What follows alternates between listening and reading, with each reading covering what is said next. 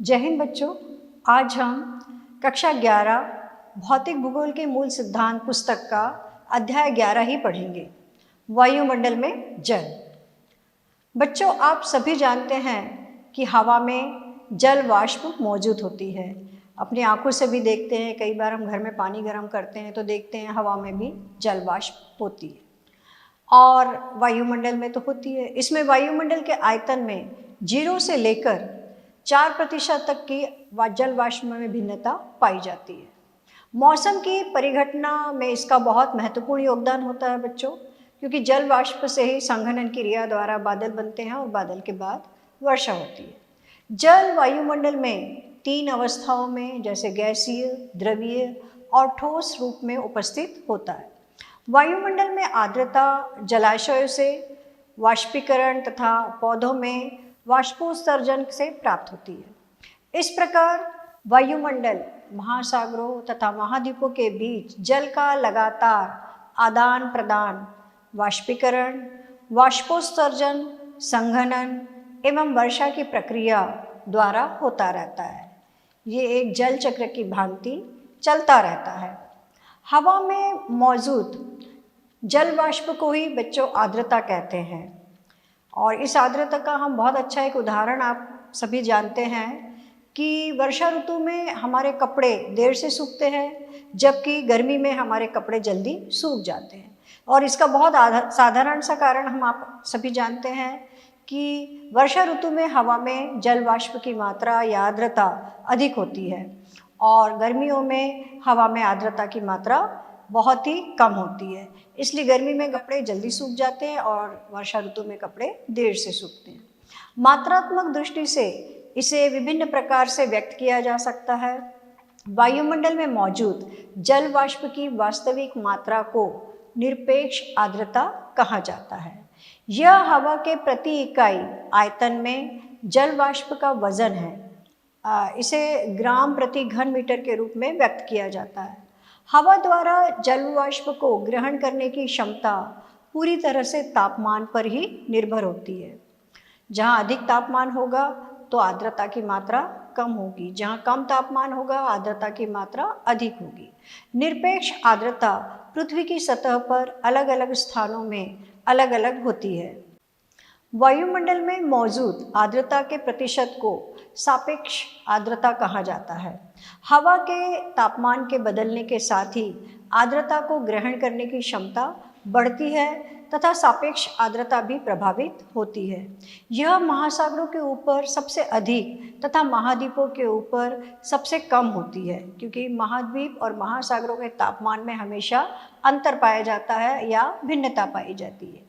एक निश्चित तापमान पर जल वाष्प से पूरी तरह हवा को संतृप्त कहा जा सकता है। इसका मतलब यह है कि हवा इस स्थिति में दिए गए तापमान पर और अधिक आर्द्रता को ग्रहण करने में सक्षम नहीं है। हवा के दिए गए प्रतिदर्श में जिस तापमान पर संतृप्त आती है उसे हम उष्मांक बिंदु या उष्मांक कहते हैं। वाष्पीकरण तथा संघनन। वायुमंडल में जल वाष्प की मात्रा वाष्पीकरण तथा संघनन के कारण क्रमशः घटती बढ़ती रहती है। वाष्पीकरण वह क्रिया है जिसके द्वारा जल द्रव्य से गैसीय अवस्था में परिवर्तित होता है। वाष्पीकरण का मुख्य कारण ताप है। जिस तापमान पर जल वाष्पीकरण शुरू होता है उसे हम वाष्पीकरण की गुप्त ऊष्मा कहते हैं। इसके लिए बहुत अच्छा उदाहरण है बच्चों कि आप देखिए, जब हम घर में पानी गर्म करते हैं तो पानी गर्म करने के बाद उसमें से भाप निकलने लगती है, लेकिन हमें अभी गर्म पानी का उपयोग नहीं करना है तो हम उस पर ढक्कन ढक देते हैं और जब ज़रूरत होती है तो जब हम ढक्कन हटाते हैं तो तब तक जो हवा में आर्द्रता थी वो भाप बनकर पानी में परिवर्तित हो गई। मतलब देखो, 3 अवस्था तो हमने यहीं देखी। पहले पानी था, फिर गैस में परिवर्तित हुआ और फिर पानी की बूंदों में, क्योंकि ढक्कन पर पानी की बूंदें जो है वो केंद्रित हो जाती है। हवा के अंश में जल को अवशोषित करने एवं धारण रखने की क्षमता तापमान में वृद्धि के साथ बढ़ती जाती है। उसी प्रकार यदि आर्द्रता कम है तो हवा में नमी को अवशोषित करने तथा धारण करने की क्षमता होती है।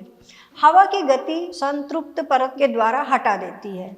इस प्रकार हम देखते हैं कि हवा की गति जितनी तीव्र होती है, वाष्पीकरण उतना ही तीव्र होता है। जल व वाष्प का जल के रूप में बदलना संघनन कहलाता है। ऊष्मा का हास्य ही संघनन का कारण होता है। जब आर्द्रता या आर्द्र हवा ठंडी होती है, तब उसमें जल वाष्प की धारण रखने की क्षमता समाप्त हो जाती है और इसीलिए वो पानी के बूंदों के रूप में गिरने के लिए भारी होकर गिरने लगती है। तब अतिरिक्त जल वाष्प द्रव में संघनित हो जाता है और जब यह सीधे ठोस रूप में परिवर्तित होते हैं तो उसे ऊर्ध्वपातन कहते हैं, मतलब वो बर्फ के रूप में गिरने लगता है। स्वतंत्र हवा में छोटे छोटे कणों के चारों ओर ठंडा होने के कारण संघनन होता है। तब इन छोटे छोटे कणों को संघनन केंद्रक कहा जाता है। खासकर धूल, धुआं तथा महासागरों के नमक के कण अच्छे केंद्रक होते हैं क्योंकि वे पानी को अवशोषित करते हैं। संघनन उस अवस्था में भी होता है जब आर्द्रता या आर्द्र हवा कुछ ठंडी वस्तुओं के संपर्क में आ जाती है तथा उस समय भी हो सकता है जब तापमान ओसांक के बिंदु के बिल्कुल नज़दीक हो।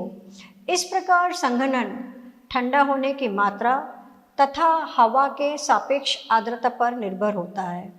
संघनन हवा के आयतन, ताप, दाब तथा आर्द्रता से प्रभावित होता है।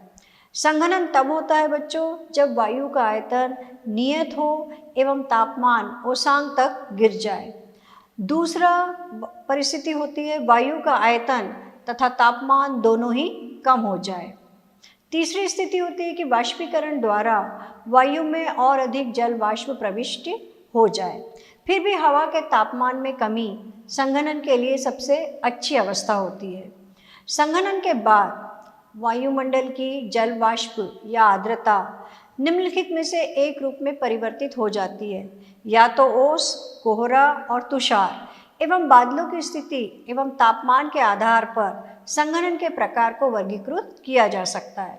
संघनन तब होता है जब ओसांक जमाव बिंदु से नीचे होता है तथा तब भी संभव है जब ओसांक जमाव बिंदु से ऊपर होता है। इसका सबसे पहला रूप है ओस। जब आर्द्रता धरातल के ऊपर हवा में संघनन केंद्रकों को पर संघनित न होकर ठोस वस्तु जैसे पत्थर, घास तथा पौधों की पत्तियों की ठंडी सतहों पर पानी की बूंदों के रूप में जमा होती है, तब इसे हम ओस के नाम से जानते हैं। इसके बनने के लिए सबसे उपयुक्त दशाएं साफ आकाश, शांत हवा, उच्च सापेक्ष आर्द्रता तथा ठंडी एवं लंबी रातें हैं। ओस के बनने के लिए यह आवश्यक है कि ओसांक जमाव बिंदु से ऊपर हो। दूसरी है तुषार। तुषार ठंडी सतहों पर बनता है जब संघनन तापमान के जमाव बिंदु से नीचे अर्थात 0 डिग्री सेंटीग्रेड चले जाने पर होता है, अर्थात ओसांक जमाव बिंदु पर या उसके नीचे होता है, तो अतिरिक्त नमी पानी की बूंदों की बजाय छोटे छोटे बर्फ के रवों के रूप में जमा होती है। उजले तुषार के बनने की सबसे उपयुक्त अवस्था ओस के बनने की अवस्थाओं के समान है। केवल हवा का तापमान जमाव बिंदु पर या उसके नीचे होना चाहिए। कोहरा एवं कुहासा। जब बहुत अधिक मात्रा में जल वाष्प से भरी हुई वायु सहनती अचानक नीचे की ओर गिरती है, तब छोटे छोटे धूल के कणों के ऊपर ही संघनन की प्रक्रिया होती है। इसीलिए कोहरा एक बादल है जिसका आधार सतह पर है या सतह के बहुत नज़दीक होता है। कोहरा तथा कुहासे के कारण दृश्यता या दिखना कम से कम 0 तक चला जाता है। नगरीय एवं औद्योगिक केंद्रों में धुएं की अधिकता के कारण केंद्रकों की मात्रा की भी अधिकता होती है और कोहरे और कुहासे को बनने में ये मदद करती है। ऐसी स्थिति को जिसमें कोहरा तथा धुआं सम्मिलित रूप में बनते हैं धूम्र कोहरा कहते हैं, जिसमें धुआं मिला हो। कुहासे एवं कोहरे में केवल इतना अंतर होता है, कुहासे में कोहरे की अपेक्षा नमी अधिक होती है। कुहासा पहाड़ों पर अधिक पाया जाता है क्योंकि ऊपर उठती हुई गर्म हवा जब ढालों पर ठंडी सतह के संपर्क में आती है तो कोहरे कुहासे की अपेक्षा अधिक शुष्क होते हैं। तथा जहाँ गर्म हवा की धारा ठंडी हवा के संपर्क में आती है वहाँ ये प्रबल होते हैं। या आपने देखा होगा जब ठंडी और गर्म जलधारा लैब्राडोर और गल्फ स्ट्रीम के मिलने से न्यू फाउंडलैंड में दुनिया का सबसे अधिक कोहरा छाता है। कोहरे के छोटे बादल होते हैं जिसमें धूल के कण, धुएं के कण और नमक के कण होते हैं। केंद्रकों के चारों ओर संघनन की क्रिया होती है। बादल पानी की बच्चों छोटी छोटी बूंदों या बर्फ के छोटे रवों की सहंती होते हैं जो पर्याप्त ऊंचाई पर स्वतंत्र हवा में जल वाष्प के संघनन के कारण बनते हैं। बादल का निर्माण पृथ्वी की सतह से कुछ ऊंचाई पर होता है, इसीलिए ये विभिन्न आकारों के होते हैं। इनकी ऊंचाई, विस्तार, घनत्व तथा पारदर्शिता या अपारदर्शिता के आधार पर बादलों को हम 4 भागों में बांटते हैं। पहले होते हैं पक्षाभ मेघ, दूसरे होते हैं कपासी मेघ, तीसरे होते हैं स्तरीय मेघ और चौथे होते हैं वर्षा मेघ। सबसे पहले हम देखते हैं पक्षाभ मेघ। पक्षाभ मेघों का निर्माण 8000 से 12000 मीटर की ऊंचाई पर होता है। ये पतले तथा बिखरे हुए बादल होते हैं जो पंख के समान प्रतीत होते हैं। ये हमेशा सफ़ेद रंग के ही होते हैं। दूसरे प्रकार के बादल है बच्चों कपासी मेघ। कपासी मेघ रुई के समान दिखते हैं और ये 4000 से 7000 मीटर की ऊंचाई पर बनते हैं। ये छितरे तथा इधर उधर बिखरे हुए देखे जा सकते हैं। ये चपटे आधार वाले होते हैं। तीसरा है स्तरीय मेघ। जैसा कि नाम से प्रतीत होता है, ये परतदार बादल होते हैं जो कि आकाश के बहुत बड़े भाग पर फैले रहते हैं। ये बादल सामान्यतः ऊष्मा के हास्य या अलग अलग तापमानों पर हवा के आपस में मिलने से बनते हैं। वर्षा मेघ जो होते हैं वो काले या गहरे सिलेटी रंग के होते हैं। ये मध्य स्तरों या पृथ्वी के सतह के काफ़ी नज़दीक बनते हैं। ये सूर्य की किरणों के लिए बहुत ही अपारदर्शी होते हैं, इसीलिए हमें इस समय बादलों का रंग काला दिखाई देता है। कभी कभी बादल इतनी कम ऊंचाई पर होते हैं कि ऐसा लगता है कि यह सतह को छू रहे हैं। वर्षा में मोटे जल वाष्प की आकृति विहीन संहति होते हैं। इनमें जल वाष्प की मात्रा बहुत अधिक होती है। ये 4 मूल रूपों के बादल में निम्नलिखित रूपों में बादलों का निर्माण करते हैं, जैसे ऊंचे बादल, पक्षाभ स्तरीय, पक्षाभ कपासी, मध्य ऊंचाई के बादल या स्तरीय मध्य तथा कपासी मध्य बादल, कम ऊंचाई के बादल स्तरीय कपास, स्तरीय वर्षा मेघ और कपासी वर्षा मेघ। अब है बच्चों वर्षण या वर्षा। स्वतंत्र हवा में लगातार संघनन की प्रक्रिया संघनित कणों के आकार को बड़ा करने में मदद करती है। जब ये हवा का प्रतिरोध गुरुत्वाकर्षण बल के विरुद्ध उनको रोकने में असफल हो जाता है, तब ये पृथ्वी की सतह पर गिरने लगते हैं और इसीलिए जल व वाष्प के संघनन के बाद नमी के मुक्त होने की अवस्था को हम वर्षण या वर्षा कहते हैं। यह द्रव्य या ठोस अवस्था में हो सकता है। वर्षण जब पानी के रूप में होता है तो हम उसे वर्षा कहते हैं। जब तापमान 0 डिग्री सेंटीग्रेड कम होता है या इससे भी कम होता है, तब वर्षण हिमतुलों के रूप में होता है, मतलब हिम के रूप में होता है, जिसे हम हिमपात कहते हैं। नमी षटकोणीय रवों के रूप में निर्मुक्त होती है और ये रवे हिमतुलों का निर्माण करते हैं, मतलब हिम के आकार का निर्माण करते हैं। वर्षा तथा हिमपात के अतिरिक्त वर्षण के दूसरे प्रकार भी वृष्टि या करकपात होते हैं। करकापात काफ़ी सीमित मात्रा में होता है एवं समय तथा क्षेत्र की दृष्टि से ये यदा कदा कहीं कहीं होता है। सहिम वृष्टि जमी हुई वर्षा की बूंदें या पिघली हुई बर्फ के पानी की जमी हुई बूंदें हैं। जमाव बिंदु के तापमान के साथ जब वायु की एक परत सतह के नज़दीक आधे जमे हुए परत पर गिरती है, तब सहिम वृष्टि होती है। वर्षा की बूंदें जो गर्म हवा से निकलती है तथा नीचे की ओर ठंडी हवा से मिलती है, इसके परिणाम स्वरूप वे ठोस हो जाती है। यह सतह पर वर्षा की बूंदों से भी छोटे आकार में बर्फ के रूप में गिरने लगती है। कभी कभी वर्षा की बूंदें बादल से मुक्त होने के बाद बर्फ के छोटे छोटे गोलाकार ठोस टुकड़ों में परिवर्तित हो जाती है तथा पृथ्वी की सतह पर पहुंचती है, जिसे हम ओला पत्थर या ओले का गिरना कहते हैं। ये वर्षा के जल से ही बनती है, जो कि ठंडी परतों से होकर गुजरती है। ये ओला पत्थर एक के ऊपर एक बर्फ की कई परतों के रूप में बनाते चले जाते हैं। अब बच्चों की वर्षा पूरे धरातल पर कितने प्रकार की होती है? उत्पत्ति के आधार पर वर्षा को हम 3 प्रकारों में बांटते हैं। पहला संवहनीय वर्षा, दूसरी पर्वतीय वर्षा तथा तीसरी चक्रवातीय या फ्रंटल वर्षा। सबसे पहले पढ़ते हैं बच्चों संवहनीय वर्षा। हवा गर्म हो जाने पर हल्की होकर संवहन धाराओं के रूप में ऊपर की ओर उठती है और वायुमंडल की ऊपरी परत में पहुंचने के बाद यह फैलती है तथा तापमान कम होने से ठंडी हो जाती है। परिणाम स्वरूप संघनन की प्रक्रिया होने लगती है और कपासी मेघों का निर्माण हो जाता है। गरज तथा बिजली कड़कने के साथ मूसलाधार वर्षा होती है, लेकिन यह बहुत लंबे समय तक नहीं रहती है।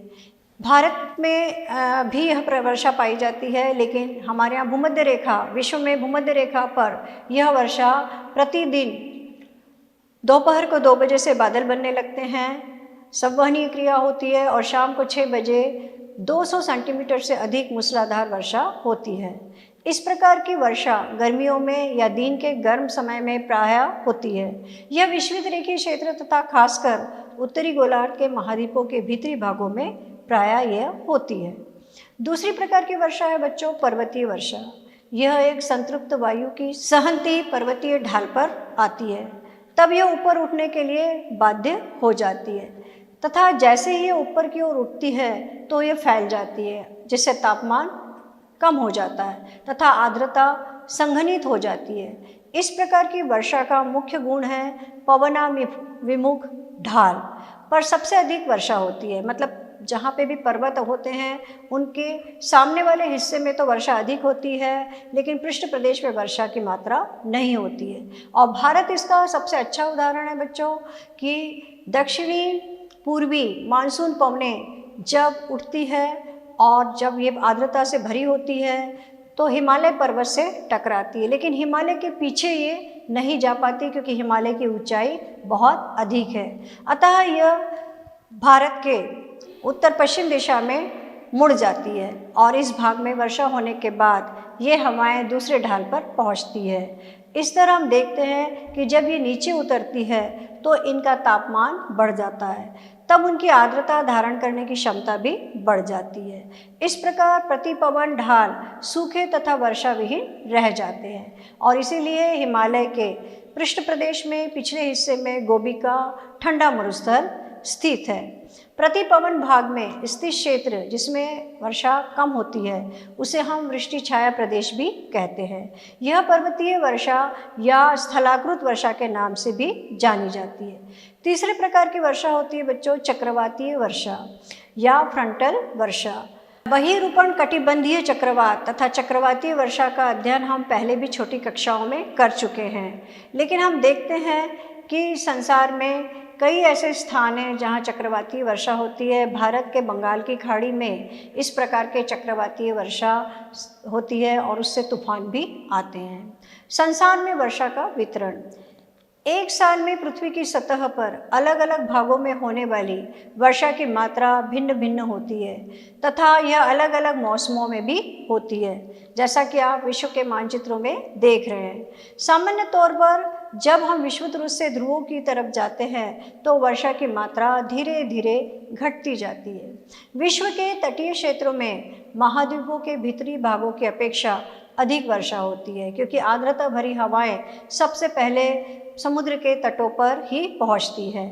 विश्व के स्थलीय भागों की अपेक्षा महासागरों के ऊपर वर्षा अधिक होती है, क्योंकि वहाँ पे उनमें कोई भी बाधा उत्पन्न करने के लिए स्थिति नहीं होती है। वहाँ पानी के स्रोत की अधिकता के कारण और वाष्पीकरण की लगातार क्रिया होने के कारण महासागरों में वर्षा अधिक होती है। विषुवत रूप से 35 डिग्री से 40 डिग्री उत्तर एवं दक्षिणी अक्षांशों के मध्य पूर्वी तटों पर बहुत अधिक वर्षा होती है तथा पश्चिम की तरफ यह घटती जाती है। लेकिन विषुवत से 45 तथा 65 डिग्री उत्तर एवं दक्षिण के बीच पछुआ पवनों के कारण सबसे पहले महाद्वीपों के पश्चिमी किनारों पर वर्षा होती है तथा यह पूर्व की तरफ घटती जाती है। जहाँ भी पहाड़ तट के समानांतर है वहाँ वर्षा की मात्रा पवनाभिमुख तटीय मैदानों में अधिक होती है एवं प्रतिपद पवन दिशा की तरफ घटती जाती है। वार्षिक वर्षण की कुल मात्रा के आधार पर विश्व के मुख्य वर्षण प्रवृत्ति को हम 3 रूपों में पहचानते हैं। विषुवतीय पट्टी शीतोष्ण प्रदेशों में पश्चिमी तटीय किनारों के पास पर्वतों के वायु के ढाल पर तथा मानसूनी वाले क्षेत्रों में तटीय भागों के वर्षा सबसे ज़्यादा होती है, जहाँ प्रतिवर्ष 200 सेंटीमीटर से अधिक वर्षा होती है। महाद्वीपों के आंतरिक भागों में प्रतिवर्ष 100 से 200 सेंटीमीटर वर्षा होती है। महाद्वीपों के तटीय क्षेत्रों में वर्षा की मात्रा मध्यम होती है। उष्णकटिबंधीय क्षेत्र में केंद्रीय भाग तथा शीतोष्ण क्षेत्रों के पूर्वी एवं भीतरी भाग में वर्षा की मात्रा 50 से 100 सेंटीमीटर प्रतिवर्ष तक होती है। महाद्वीपों के भीतरी भाग में वृष्टि छाया क्षेत्रों में पड़ने वाले भाग ऊंचे अक्षांशों वाले क्षेत्रों में प्रतिवर्ष 50 सेंटीमीटर से भी कम वर्षा होती है। वर्षा का मौसमी वितरण इनकी प्रभावितता को समझने के लिए एक महत्वपूर्ण पहलू है, क्योंकि कुछ क्षेत्रों में जैसे विषुवतीय पट्टी तथा ठंडे समशीतोष्ण प्रदेशों में वर्षा पूरे वर्ष होती रहती है। तो इस प्रकार हम देखते हैं बच्चों कि वर्षा पूरे विश्व में किस प्रकार अलग अलग स्थानों पे अलग अलग प्रकार की होती है, जो आप चित्र और मानचित्रों के माध्यम से देखकर समझ ही गए होंगे। अतः यह अध्याय हमारा यहाँ पे समाप्त होता है। इसमें बहुत सारे प्रश्न बनते हैं बच्चों, और जो चित्र हमने कुछ आपको प्राकृतिक रूप से दिखाए हैं और कुछ पुस्तकीय चित्र दिखाए हैं, जिसे आप अपनी उत्तर पुस्तिका में भी बना सकते हैं। आप स्वस्थ होंगे बच्चों। आपका दिन शुभ हो। जय हिंद।